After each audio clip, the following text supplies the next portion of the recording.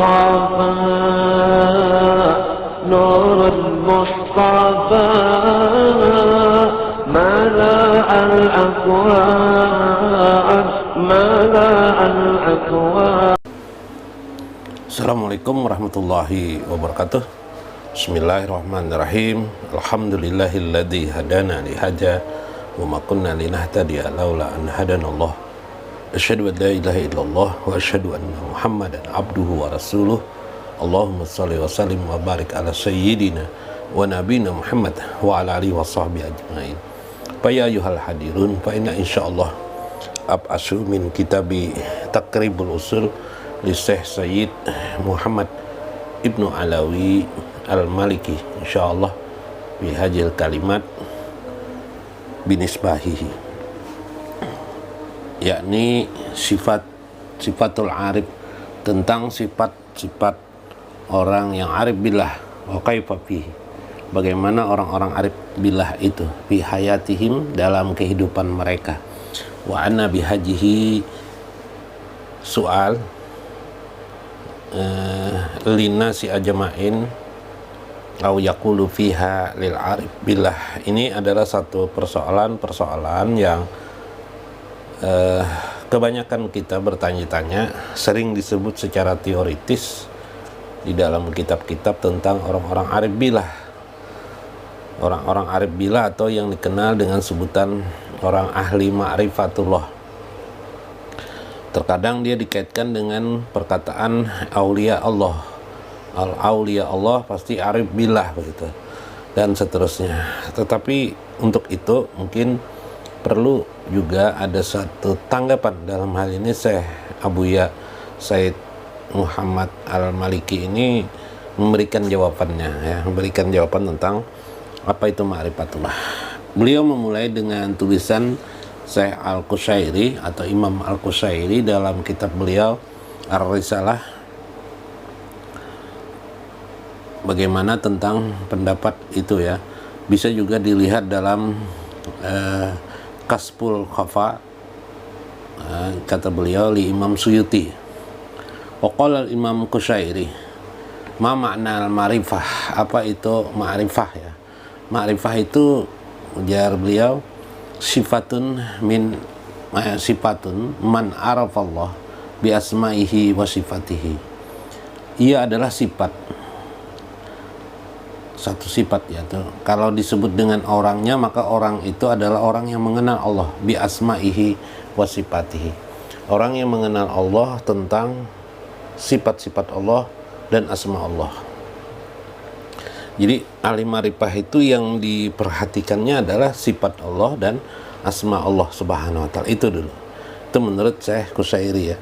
Kemudian dalam perkembangannya bahasa itu berkembang nanti menjadi af'alullah, tentang perbuatan-perbuatan Allah, wa asyarihi, dan bukti-bukti perbuatan Allah subhanahu wa ta'ala itu bekas atau majhar daripada sifat daripada af'al Allah, kemudian sifat-sifatnya dan asmanya, yaitu perkembangan pemahaman terhadap Allah subhanahu, pemahaman terhadap Allah, ya, atau sebutan saja, ya, sebenarnya dari dulu itu, tapi perkembangannya.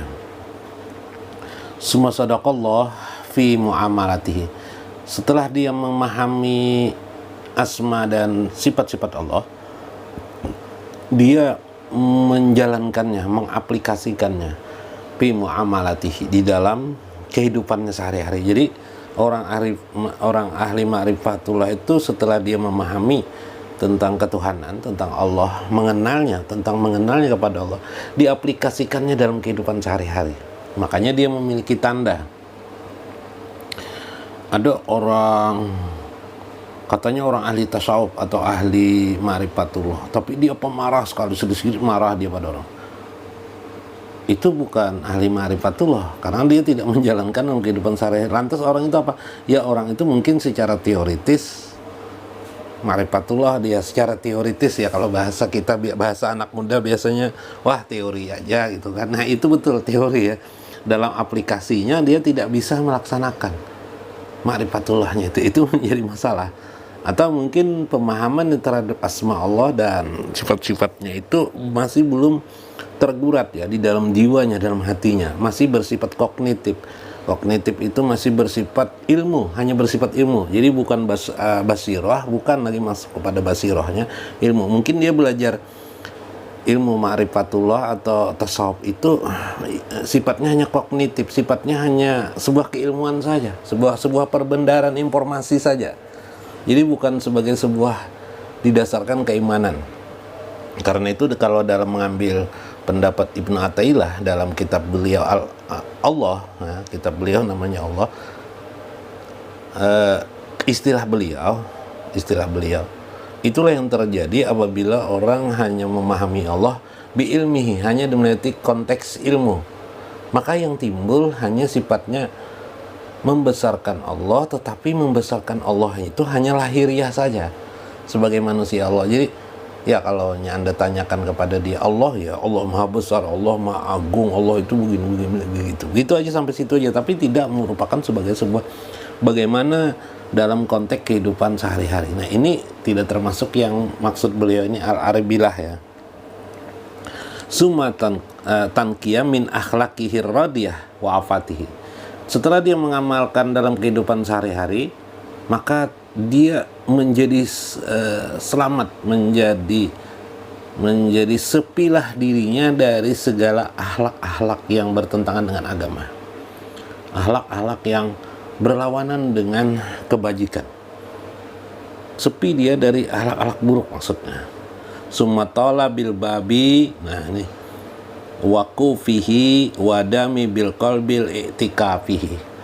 Maka kemudian dia sikapnya itu bermuamalat tadi, bertasarruf kepada manusia, sumatola bil babi, maka pun dia menjadi istiqomah di pintu ma'rifatullah itu, atau berada di pintu ma'rifah itu. Dia berlama-lama di sana, berada di sana dengan kemampuannya, dan menjadi dawamlah dia, menjadi berterus-terusanlah ia menggunakan hatinya dalam etikatnya. Artinya dimanapun dia berada, berhenti di mana, berdiri di mana, berjalan di mana, dia dawam untuk selalu tadi konsentrasinya ma'rafahu ilallah, apa yang dikenalnya atau dipahaminya, apa yang ma'rifahnya itu kepada Allah Subhanahu wa taala. Nah, inilah hebatnya orang seperti fahazi minallahi bijamili iqbalihi. Yang terjadi adalah karena dia asik dengan merasakan karunia dari Allah berupa pemahaman terhadap keindahan-keindahan Allah dan kebesarannya. Jadi bagaimana bisa dia mencak-mencak marah-marah pada orang? Bagaimana bisa dia berbuat kejahatan kepada manusia? Sedangkan dia asik dengan keindahan, melihat keindahan dan merasakan langsung kebesaran keindahan Allah Subhanahu wa taala. Itu maksudnya. Wasadaka fi jami'i ahwalihi, maka menjadilah dia orang yang benar dalam setiap sikapnya, di keseluruhan sikapnya. Kalaupun ada salah, itu memang manusia, tapi dia cepat memperbaikinya. Kalau kita salah berterus-terusan, malah kalau dikatakan salah kita bisa protes. Bikin hujah, bikin alasan-alasan macam-macam supaya kita tidak salah gitu kan. Nah, itu manusia ya. Kalau mereka meskipun mungkin dia benar, dikatakan orang salah, ya dia terima gitu kan. Ya, saya terima gitu kan. Itu sifatnya. Itu kan sifat kenabian Nabi Muhammad SAW. Meskipun beliau itu benar, orang mengatakannya gila apa dan sebagainya kepada beliau, Nabi SAW majnun. Wah, ada masuk akal. Muhammad itu macam-macam lah kepada Nabi Muhammad itu dicela. Pokoknya tidak baik semuanya Nabi Muhammad. Tidak apa-apa beliau, tenang saja beliau. Karena beliau melihat mereka itu dengan hati basirah. Nabi Muhammad itu melihat manusia itu dengan basirah. Jika beliau melihat bahwa mereka tidak tahu, nah, makanya doa Nabi itu Allah mahdihim, ya Allah beri hidayah mereka. Fa innahum, karena sesungguhnya mereka itu la ya'lamun, mereka itu tidak mengetahui ya Allah. Artinya mereka tidak mengenal Allah masih, itu kan tidak mengetahui Allah. Jadi wajarlah mereka seperti itu. Kalau aku, kata Nabi, istilahnya begitu ya, kalau aku, kata Nabi Muhammad, seperti mereka juga membalas ejekan-ejekan mereka, marah juga langsung apa, ya sama dengan mereka berarti kan, seperti orang juga yang tidak mengenal Allah Subhanahu wa Ta'ala. Jadi tidak ada kamus untuk melakukan seperti itu. Wan qita'a an hawajisi nafsih, dia pun terpotong atau hilanglah pada dirinya dari sifat-sifat hawajis yang bersifat tidak baik ya, yang bersifat kebencian pada orang, kebengisan kepada orang, itu tidak ada lagi bagi dirinya, tidak ada pada dirinya seperti itu, kecuali tidak disadarinya ya, bisa ya terserah ya. Nah, walam yaski biqalbihi, tidak ada lagi yasyik ya, ada satu ruang di dalam hatinya bisikan-bisikan yang sifatnya dari setan, yang sifatnya umbaran-umbaran setan di hatinya, karena setan itu sudah tidak berdaya lagi pada dirinya. Ila qatirihi yad'u ila ghairi, atau bisikan-bisikan yang sifatnya mengajak dia untuk bertawajuh, berdoa, bermunajat atau bersandar kepada selain Allah. Tidak ada lagi yang dilakukan selain itu. Fayyasara min khalqi aznabiyan, maka jadilah dia menjadi orang yang dari di antara makhluk ciptaan Allah itu aznabiyan, mungkin asing, mungkin dia jadi asing. Nah, jadi ada jadi asingnya ini dalam kebaikan. Banyak orang A begitu kan, kebanyakan orang umum saja, umum yang baik-baik, dia lebih asing lagi, dia lebih asing dari kebanyakan orang. Nah, contohnya mungkin memahami asing itu begini, dalam hal kebaikan, sesama-sama kebaikannya, bukan, ada juga asing di sekumpulan orang buruk-buruk, ada yang satu orang yang baik, itu asing juga itu salah satu asingnya. Ada lagi kalau di sebuah pertemuan, semua kita sama semuanya, lalu ada seorang guru agama yang satu yang akan jadi penceramah, mungkin beliau menjadi asing dari kita, jadi beliaulah yang ditunggu-tunggu karena memang beliau lain daripada kita, itu kan asing juga itu. Nah, itu salah satu ya. Wa min afati nafsi ibarian, jadi dirinya itu terus ingin berbuat kebajikan itu yang dipikirnya. Wa minal maskanati nakian, di ketenangan itulah dia berada, dia selalu tenang sifatnya dalam ketakwaan, dia merasa tenang saja dalam melaksanakan program ketakwaan dalam hidupnya.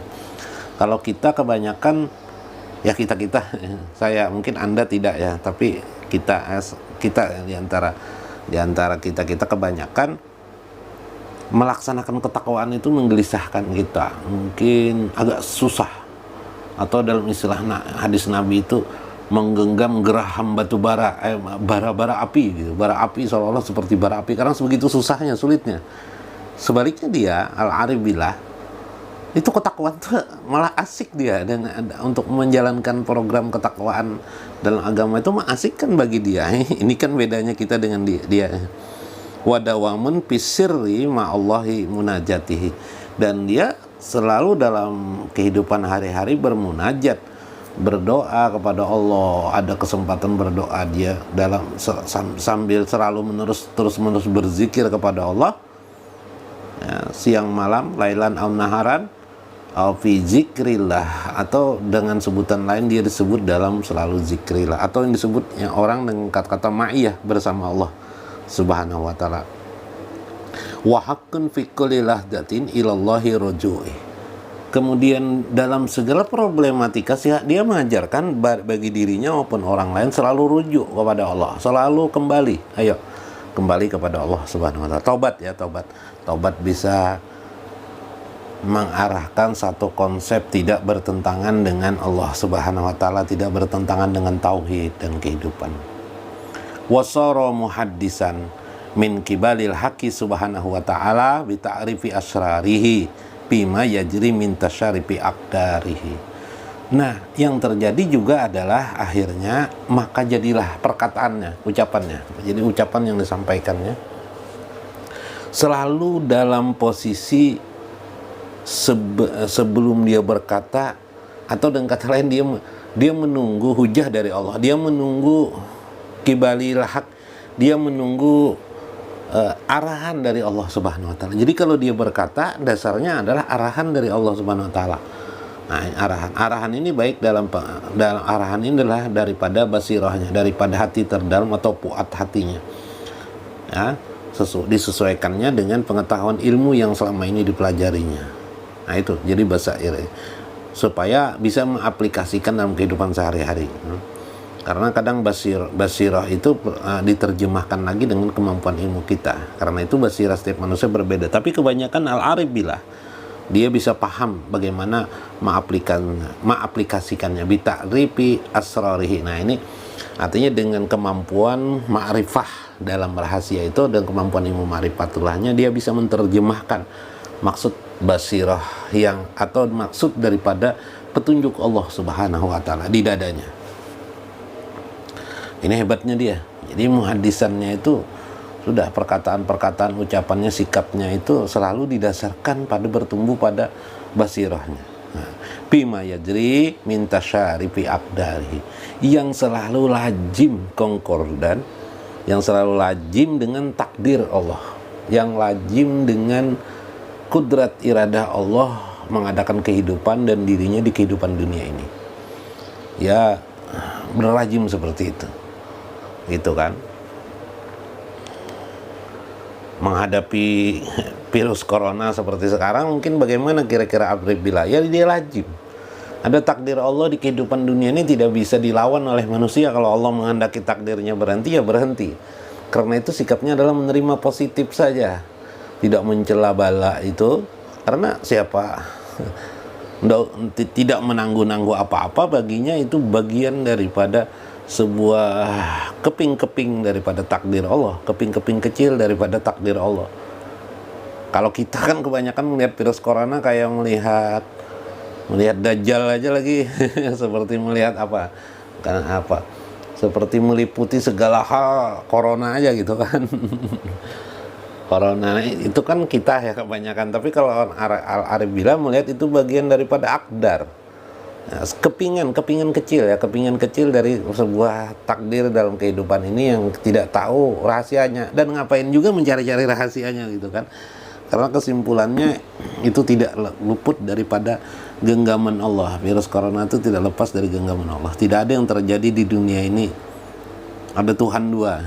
Ada Tuhan dua. Nah, itulah siriknya kita kebanyakan, karena seolah-olah ketika kita terlalu takut dengan corona ini, kayaknya corona itu Tuhan kedua kita, atau ada yang mengatur Tuhan lain seolah-olah corona jadi ada. Jadi kita begitu menghadapi Tuhan, seperti menghadapi Dajjal, ketakutan sekali kita. Ya, itu kita ya, orang Arif bilah tidak akan terang. Dia melihat itu ada tasyarif akdar, ada sebuah perputaran kekuasaan Allah. Sumya inda zalika arifan, karena itulah mereka seperti tadi disebut sebagai orang arif, arif bilah, arifan. Waktu sama dikatakan juga dia halatuhu ma'rifah. Karena itu bisa juga disebut karena sikap dan perbuatan dalam hari-harinya menunjukkan makna bahwa dia ma'rifah kepada Allah Subhanallah. Orang seperti ini ada luar biasa, susah sekali kita mencarinya ya. Karena dilihat tidak lagi secara keilmuan, tapi tidak lagi soal apa, karena kita tidak ada dapat membuat ciri bajunya, apakah dia pakai bolang atau kita tidak bisa melihat itunya. Itu susahnya. Itu susahnya. Kalau andai kan ada ciri jahirnya ya mudah, tapi dia sikap perbuatannya ternyata luar biasa jiwanya. Nah, seperti ada listrik, ada apa tiang listrik begitu kan, tiang listrik, tapi sebenarnya mengandung magnet listrik luar biasa karena terkait dengan listrik ya, dengan beban listrik berapa, mungkin beban langsung di pusat PLN langsung ke besi itu. Jadi dalam jarak radius 1 meter itu kalau orang lewat di situ akan langsung terpanggang gitu. Nah, tapi dilihat di mata kita tidak bisa melihat itu. Nah, ada tegangan tinggi atau tidak di situ kita tidak tahu. Akhirnya orang menyentuh itu terpanggang orang kan. Karena kita tidak tahu. Nah, Itu susahnya listrik itu. Makanya orang banyak mati karena listrik ya. Maksudnya terbalik ya, tapi terbalik kalau orang arif billah, dekat dengan arif billah itu menjadi orang baik kita. Ya, jadi kita berdekat dengannya menjadi orang baik. Ya, kalau dekat dengan listrik tadi itu bahaya, tegangan tinggi. Nah itu membedakan mereka. Jadi itu kira-kira ya yang menjadikan perbedaan orang-orang arif billah. Apa itu sifat-sifat daripada arif billah? Maka itulah yang diterangkan oleh Syekh Said ini. Mudah-mudahan bermanfaat bagi kita, menambah semangat kita. Mudah-mudahan kita juga dapat mencontoh orang-orang yang baik. Min qauli Nabi sallallahu alaihi wasallam, Nabi sallallahu alaihi wasallam bersabda, "Inna ashabi kan nujumi." Sungguhnya para sahabat-sahabatku itu kata Rasulullah kan nujumi, bagaikan bintang-bintang ya. Orang al-arif billah itu bagaikan nujum ya, bagaikan bintang-bintang mereka sebenarnya. Di langit seperti bintang-bintang, gemerlap mereka itu. Tapi kita kadang tidak bisa melihatnya ya, pada siang hari, padahal dia ada aja kan. Tapi seperti siang hari kita tidak melihat bintang, kecuali malam hari kita harus melihat bintang. Nah, untuk mengetahui, memahami itu kita juga harus masuk ke malam hari, kita akan melihat bintang. Maksudnya adalah kita juga harus belajar memahami tentang marifatullah sehingga kita dapat menjenguk mereka, melihat mereka dengan kacamata marifatullah itu. Mudah-mudahan bermanfaat dalam kehidupan ini. Mudah-mudahan bermanfaat apa yang disampaikan beliau. Wallahul muwaffiq wa aqwamut thariq. Assalamualaikum warahmatullahi wabarakatuh.